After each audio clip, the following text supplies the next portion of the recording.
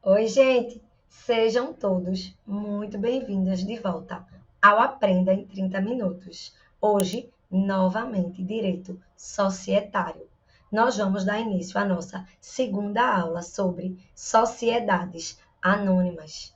Nós vamos falar especificamente dos órgãos das companhias, como ocorre a administração das sociedades anônimas. Lembrando que as sociedades anônimas é o tipo societário preferido, é o tipo elegido por grandes empreendimentos, essência do direito de empresa, personificação do que é o direito empresarial. Pessoal, as sociedades anônimas, lembrando, são regidas principalmente pela 6404/76, a famosa Lei das SA. É lá na 6404 que está previsto como ocorrem, como funcionam os órgãos societários. A administração das sociedades anônimas, ela é uma administração mais complexa, demanda mais energia. Ela é composta por diversos órgãos societários. O estatuto social, ou seja, lembrando, né, que as sociedades anônimas, elas são regidas por estatuto, não se tratam de sociedades contratuais. E esse estatuto, ele pode criar diversos órgãos que podem ser a opção, né, dos acionistas, dos sócios, para a administração, tá? Isso é uma faculdade, depende da opção dos administradores. Mas a 6404, ela traz 4 órgãos, a espinha dorsal de uma companhia. E aí, a lei, ela traz esses 4 órgãos de modo extremamente detalhado. A lei define não somente as competências de cada órgão, mas forma de constituição, forma de formação, a composição de cada órgão, as possibilidades ou não de recondução dos membros de cada órgão. E é sobre isso que nós vamos tratar agora. Gente, primeiro órgão da companhia, a Assembleia Geral. A Lei 6404, ela diz que a Assembleia Geral é o órgão supremo da companhia. A Assembleia Geral, ela tem o poder de decisão sobre qualquer assunto relacionado ao objeto social. É na Assembleia que vão se tomar as resoluções, as decisões convenientes ao desenvolvimento regular de uma companhia. Resumindo, a Assembleia Geral é o órgão máximo deliberativo de uma sociedade anônima. Gente, repare só, eu confesso que eu tenho um pouco de dificuldade de entender a sociedade, eu tinha, né, no caso, a Assembleia como um órgão efetivo. Por quê? Porque ela não tem funcionamento permanente.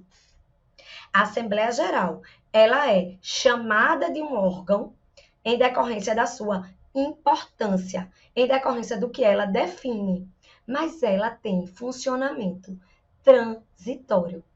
Ela tem começo, meio e fim. Ela tem na lei quando ela vai ser convocada. E ela vai ser convocada de 2 maneiras. Assembleia Geral, regra geral, Assembleia Geral ordinária e Assembleia Geral extraordinária. Quem vai participar da Assembleia Geral ordinária ou da Assembleia Geral extraordinária? Os acionistas com direito a voto. Lembrando que o acionista com direito a voto é aquele acionista que detém ações ordinárias. As ações que vão conferir ao seu titular o direito a voto. Passada de quem participa quando ela é convocada. regra geral, na prática, a Assembleia Geral, ela somente vai ser convocada para os assuntos que são sua competência privativa. São os assuntos constantes lá do 1122. E no 1122 vai estar lá reforma do Estatuto Social, a eleição ou destituição dos administradores e dos fiscais de uma companhia, tomada anual de prestação de contas, deliberações sobre essas contas apresentadas, autorizar a emissão de debêntures. Lembrando, debêntures são os valores mobiliários emitidos por uma companhia de capital aberto. Companhia de capital aberto é aquela que negocia as suas ações nas bolsas de valores. Então, as debêntures são os valores mobiliários emitidos por essas companhias de capital aberto para execução de projetos específicos. Debêntures, pessoal, são títulos representativos de um empréstimo que a própria sociedade anônima emite, objetivando o quê? Angariar recursos. Quem não está lembrado desse assunto, é importante ver a primeira parte dessa nossa aula sobre sociedades anônimas. Mas voltando lá para o 122, enfim, tem uma série de matérias que são de competência privativa das Assembleias Gerais. Eu deixei em negrito do 8º ao 10º, porque assunto novo. Alteração da lei da 6404, recente. São essas alterações. Deliberar sobre operações societárias, transformação, fusão, incorporação, cisão, dissolução e liquidação da companhia. Autorizar o administrador a confessar falência ou a propor, pedir uma recuperação judicial. E, por fim, deliberar, quando se tratar de uma companhia de capital aberto, sobre a celebração de transações com partes relacionadas, alienação, contribuição para outra empresa de ativos, caso essa operação corresponda a mais de 50% de todos os ativos de uma companhia. Parágrafo único. Em caso de urgência, a confissão de falência ou pedido de recuperação poderá ser formulado diretamente pelos administradores, com a concordância do acionista controlador. Tá? Então, isso é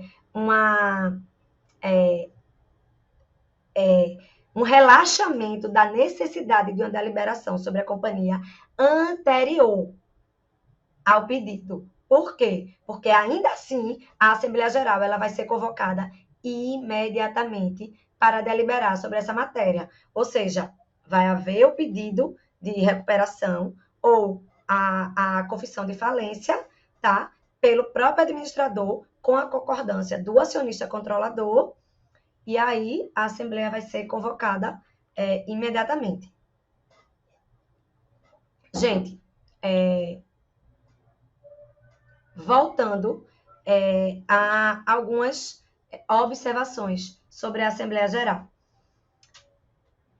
Eu disse que quem pode participar é o acionista com direito a voto, né?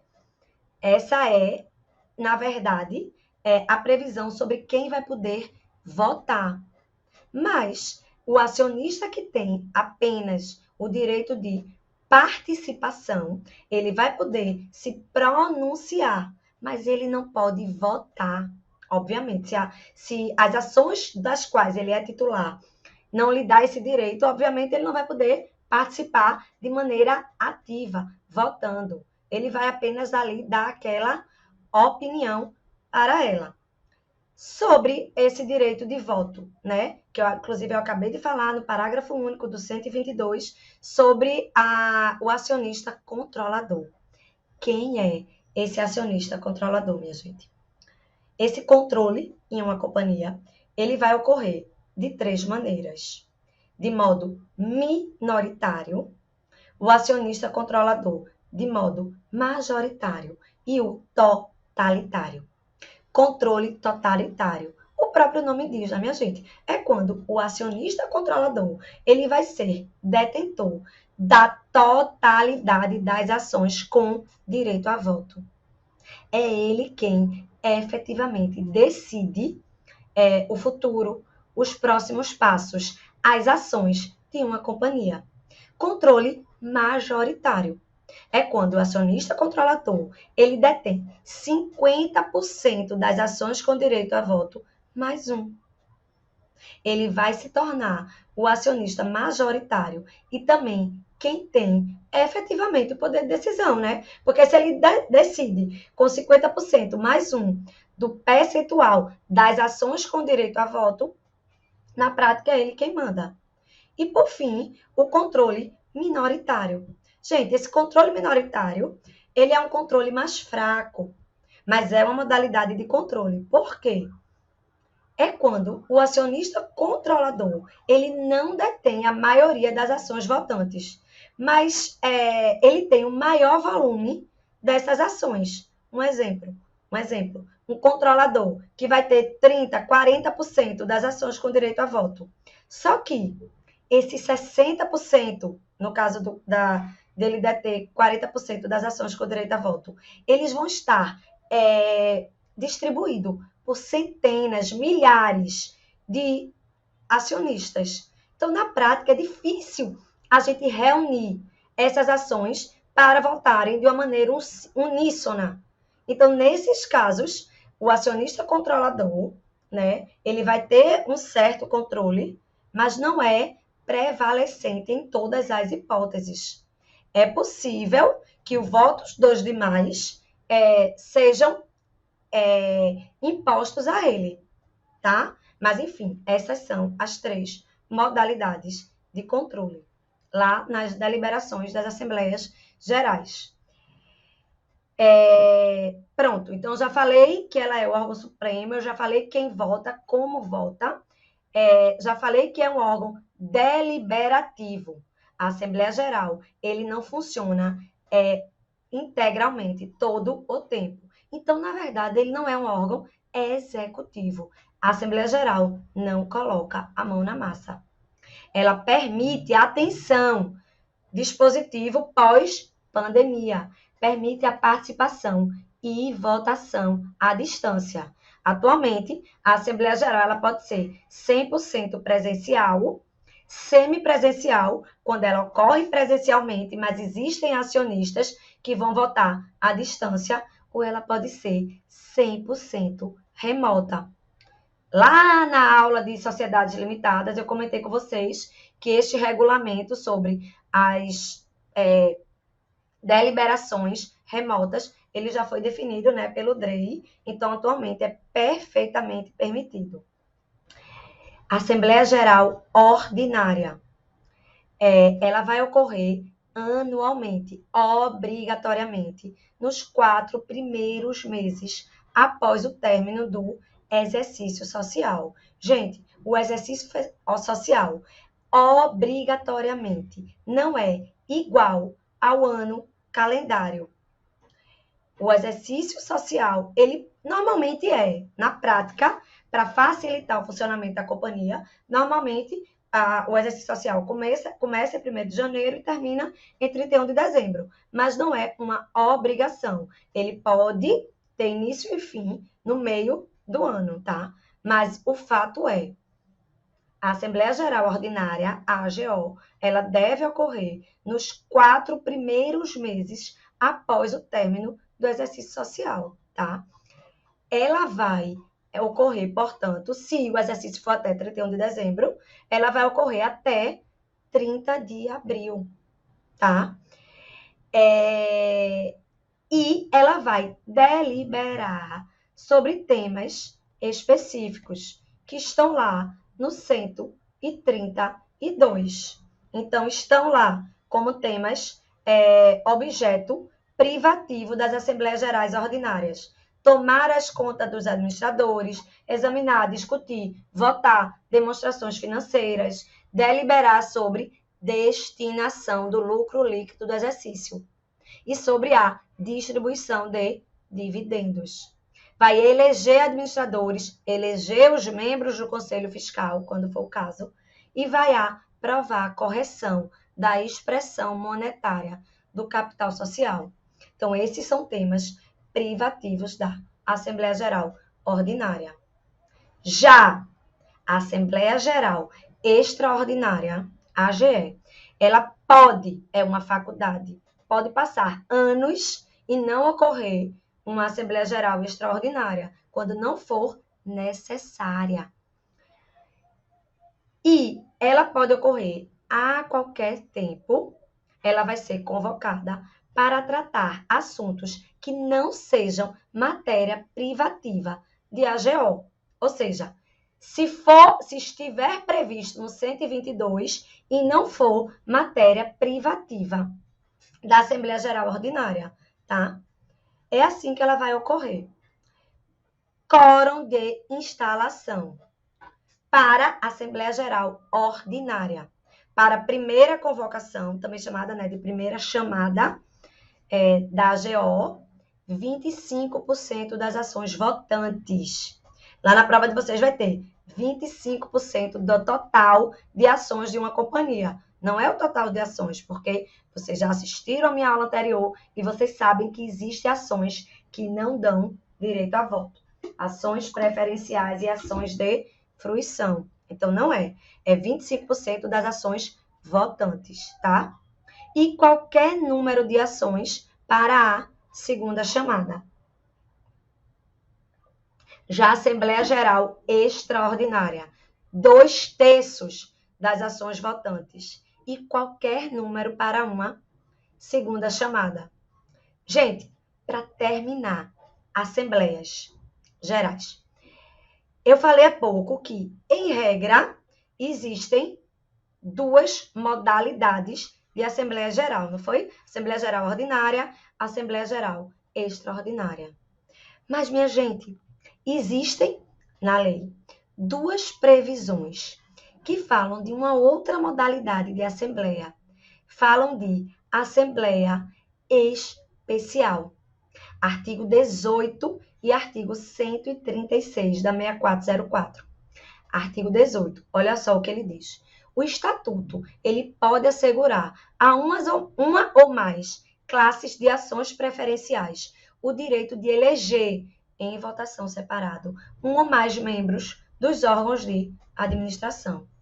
Aí lá no parágrafo único do 18 tem assim: o estatuto pode subordinar as alterações estatutárias que especificar a aprovação em Assembleia Especial dos titulares de uma ou mais ações preferenciais. Lembrando que as ações preferenciais são aquelas que oferecem ao acionista o direito de preferência no recebimento de dividendos e juros sobre o capital próprio.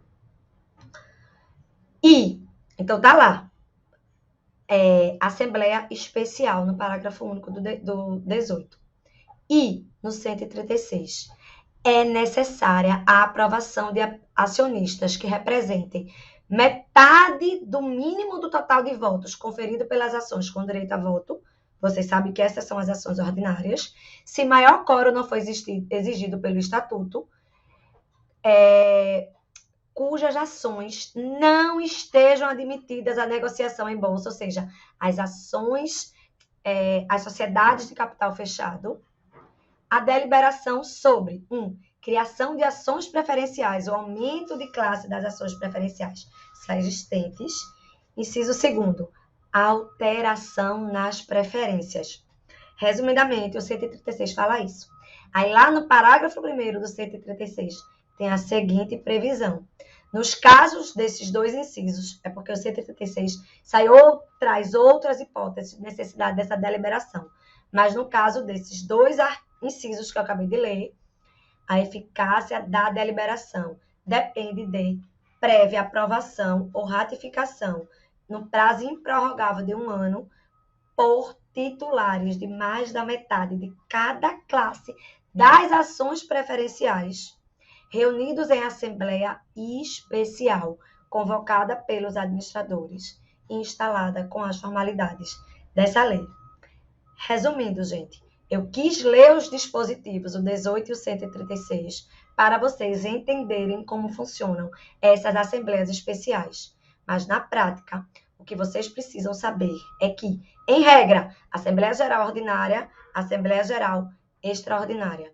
Mas existem duas situações específicas que vão possibilitar a convocação de uma Assembleia especial. Tá legal?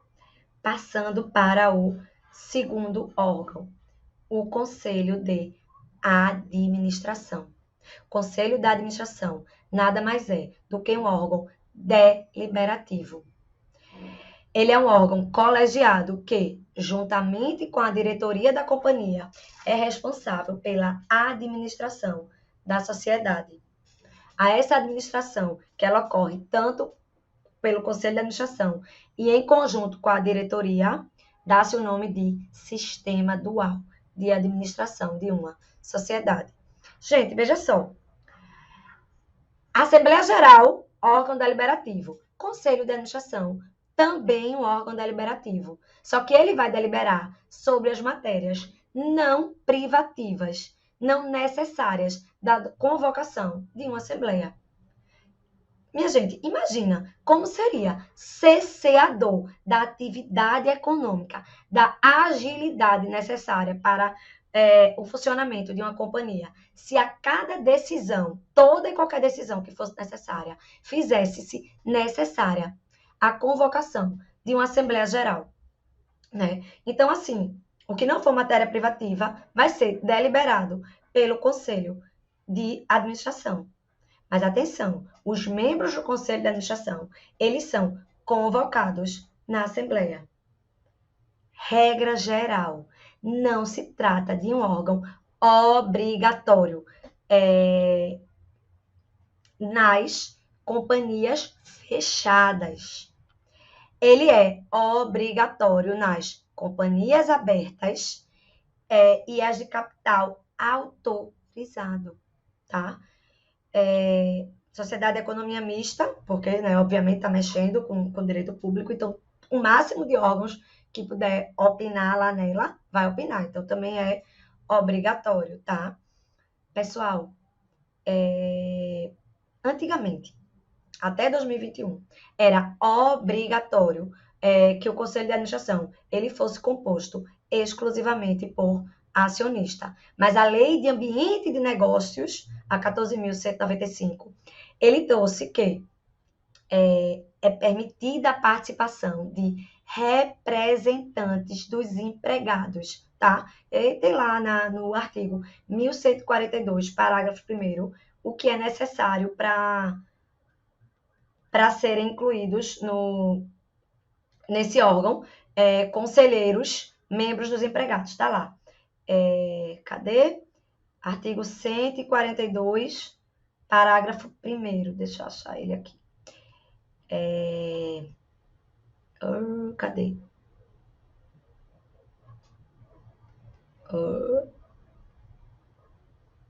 Pessoal, 140, não é 142. 140, parágrafo 1º. O Estatuto poderá prever a participação no Conselho de Representantes dos Empregados, escolhido pelos votos desses em eleição direta organizada pela empresa, em conjunto com as entidades sindicais que os representam.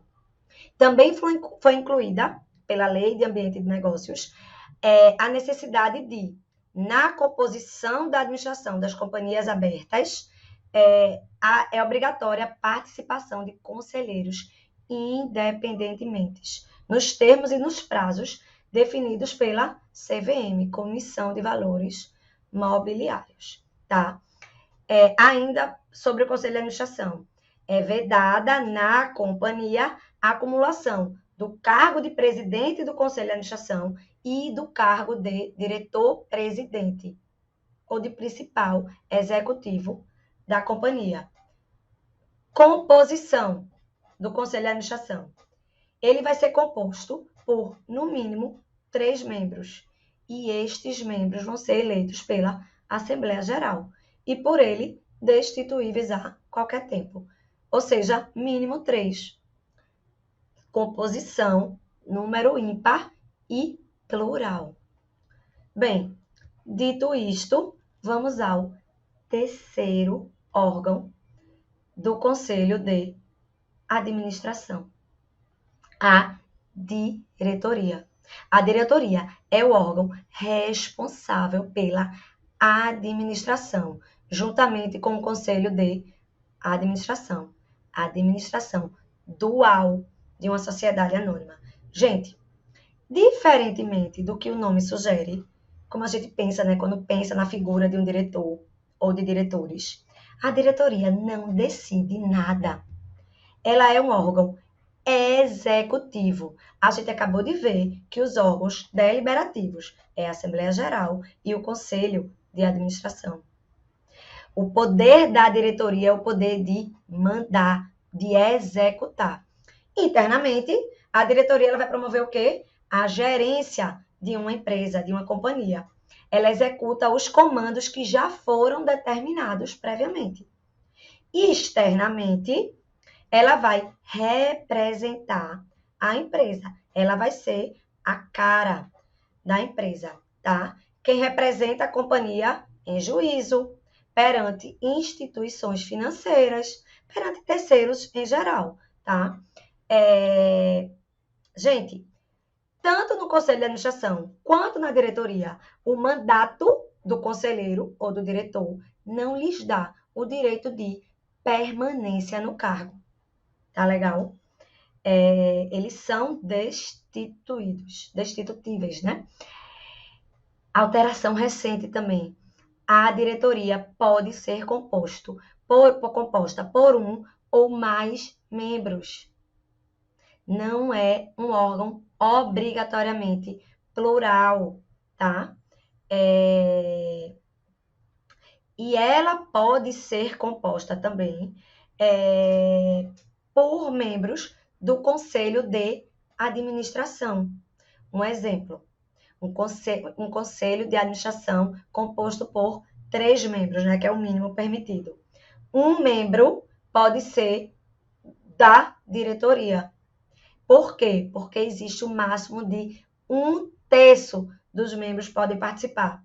Se o conselho de administração for composto por 9 membros, 1/3, portanto, 3 conselheiros podem integrar também, serem ao mesmo tempo conselheiros e diretores. Tá legal, gente? Que mais podemos falar sobre a diretoria? A diretoria será composta por um ou mais membros, já falei.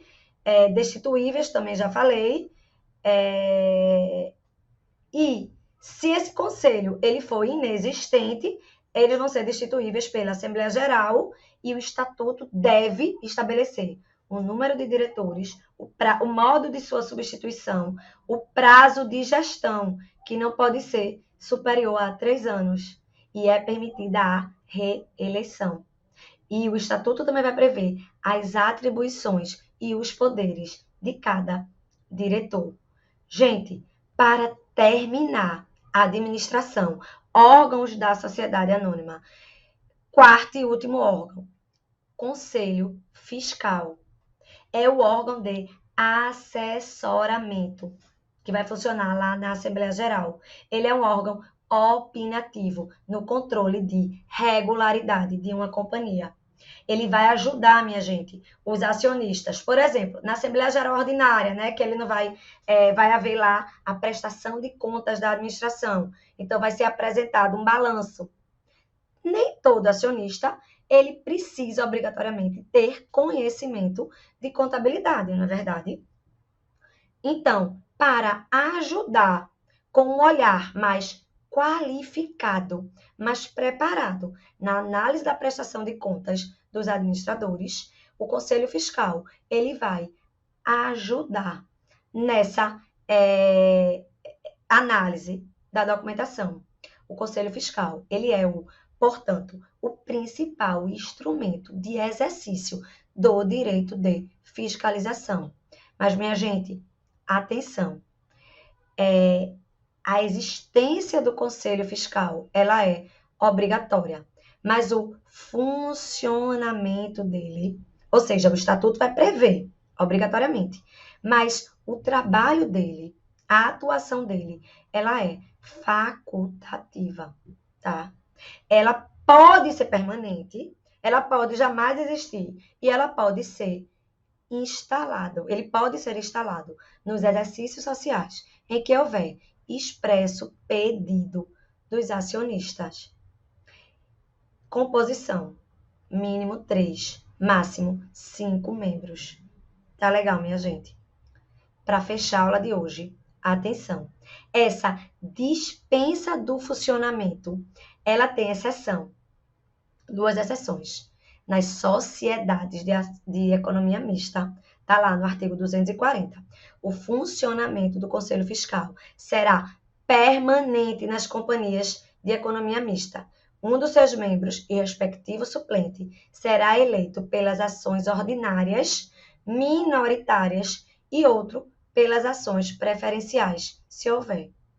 Minha gente, qual é a lógica dele ser obrigatório nas sociedades de economia mista? Controle dos recursos públicos, como eu acabei de falar anteriormente. E, por fim, ele também vai ser obrigatório, obviamente, nas sociedades cujo próprio estatuto preveja a sua permanência, quando o estatuto ele prevê não apenas a sua existência. Gente, estou encerrando por aqui, então, o assunto de sociedades anônimas. Eu espero que tenha sido útil. Eu espero que vocês tenham gostado. E até o nosso próximo encontro, aqui no Aprovação PGE.